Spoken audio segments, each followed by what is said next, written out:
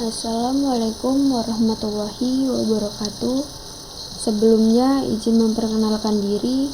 Nama saya Ngasira Nurjayatri dengan NPM 2257051032. Di sini saya melakukan penyelesaian tugas teori bahasa dan otomata terkait teori komputasi.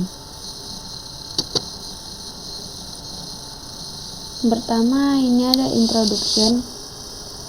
Teori komputasi adalah cabang ilmu komputer dan matematika yang membahas apakah dan bagaimanakah suatu masalah dapat dipecahkan pada model komputasi menggunakan algoritma.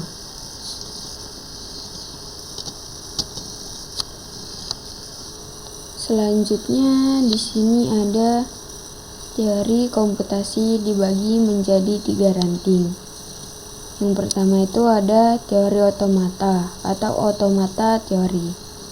Di mana teori otomata di sini adalah kita dapat memanfaatkan konsep-konsep dalam teori bahasa formal seperti teori himpunan dan bahasa untuk memeriksa apakah string tersebut termasuk dalam tata bahasa yang didefinisikan oleh himpunan aturan dan simbol-simbol tata bahasa.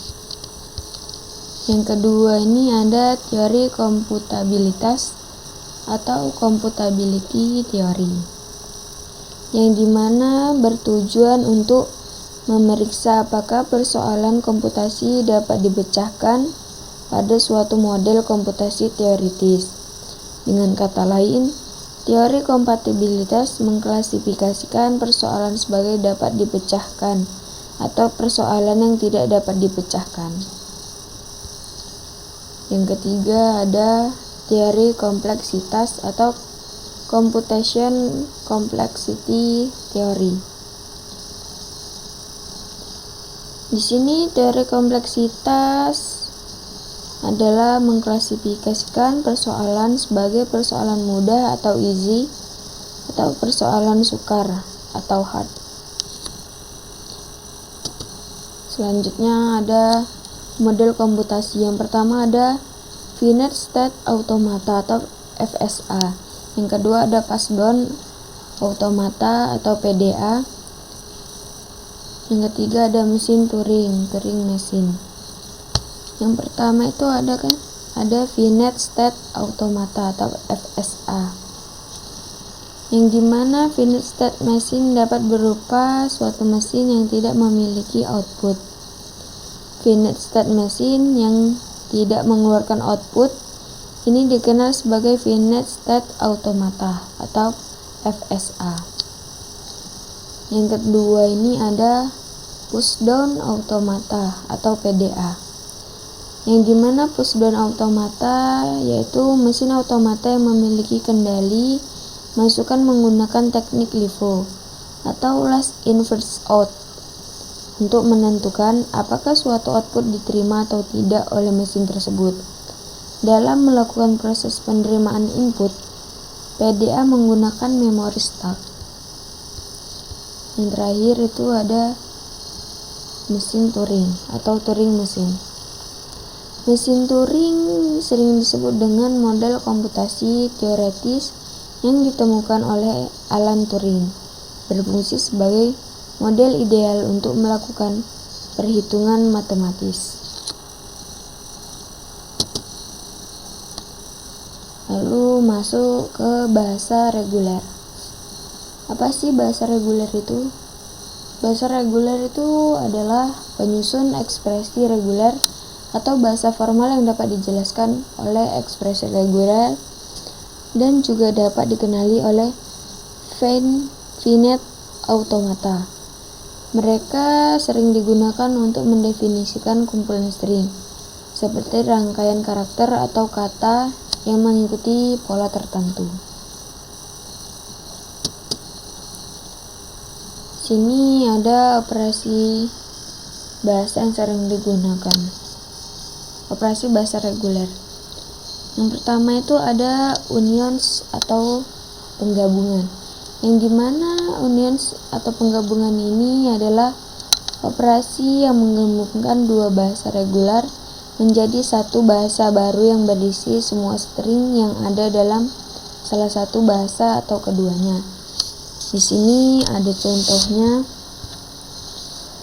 A sama dengan himpunan 5, 6, 7. B sama dengan 5, 8, 9. Karena ini dia unions adalah penggabungan, jadi himpunan A dan himpunan B kita gabungkan menjadi A himpunan B. A gabung B sama dengan 5, 6, 7, 8, 9. Lalu yang kedua ada intersection atau irisan. Yang dimana intersection atau irisan ini adalah operasi yang menghasilkan bahasa yang berisi semua string yang ada dalam kedua bahasa yang dioperasikan. Irisan dari dua bahasa regular adalah bahasa yang berisi string yang ada dalam kedua bahasa tersebut. Sini ada contohnya, yaitu A sama dengan 1, 3, 5, 7 dan B 3, 4, 5, 6. Karena ini irisan, jadi himpunan A kita iriskan dengan himpunan B. Jadinya yaitu A iris B sama dengan 3, 5. Kenapa dia 3, 5? Karena di sini ibarat irisan ini himpunan yang ada di A dan begitu juga ada di B. Contohnya ini kan ada 3 sama 5 dan di B juga ada 3 dengan 5. Jadi A iris B sama dengan 3 dan 5. Lalu selanjutnya yang nomor 3 ada concatenation atau konkatenasi, yaitu operasi yang menggabungkan setiap string dalam bahasa pertama dengan setiap string dalam bahasa kedua. Hasilnya adalah bahasa yang berisi semua kombinasi konkatenansi dari kedua bahasa tersebut. Yang keempat ini ada komplement atau negasi. Negasi ini menghasilkan bahasa yang berisi semua string yang tidak ada dalam bahasa asli. Dengan kata lain, jika L adalah bahasa regular, maka komplementnya adalah negasi L. Negasi ini sering disimbolkan dengan tanda minus. Selanjutnya ada pengurangan. Pengurangan yaitu operasi yang mirip dengan komplement, tetapi menghasilkan bahasa yang berisi string yang ada dalam bahasa pertama, tetapi tidak ada dalam bahasa kedua. Jika A dan B adalah bahasa regular, maka A min B adalah bahasa yang berisi semua string yang ada dalam A, tetapi tidak ada dalam B.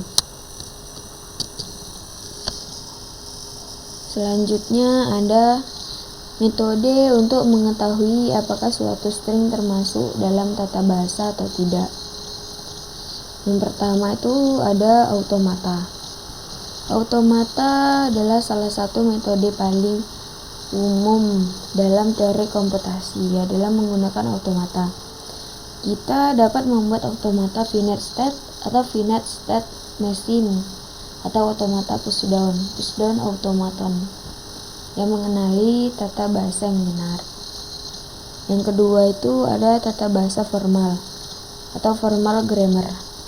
Anda dapat mendefinisikan tata bahasa dengan menggunakan tata bahasa formal seperti tata bahasa konteks bebas atau konteks free grammar, atau tata bahasa berkonteks context-tensive grammar. Yang ketiga yaitu ada ekspresi reguler. Ekspresi reguler ini digunakan untuk tata bahasa yang lebih sederhana. Kita dapat menggunakan ekspresi reguler. Anda dapat membuat ekspresi reguler yang mencakup tata bahasa tersebut dan kemudian mencocokkan string dengan ekspresi reguler tersebut. Jika string cocok dengan ekspresi reguler, maka string tersebut termasuk dalam tata bahasa. Yang keempat atau yang terakhir ada teori bahasa formal. Kita dapat memanfaatkan konsep-konsep dalam teori bahasa formal seperti teori himpunan dan bahasa untuk memeriksa apakah string tersebut termasuk dalam tata bahasa yang didefinisikan oleh himpunan, aturan, dan simbol-simbol tata bahasa. Mungkin itu saja yang dapat saya jelaskan. Kurang lebihnya saya mohon maaf dan saya akhiri. Wassalamualaikum warahmatullahi wabarakatuh.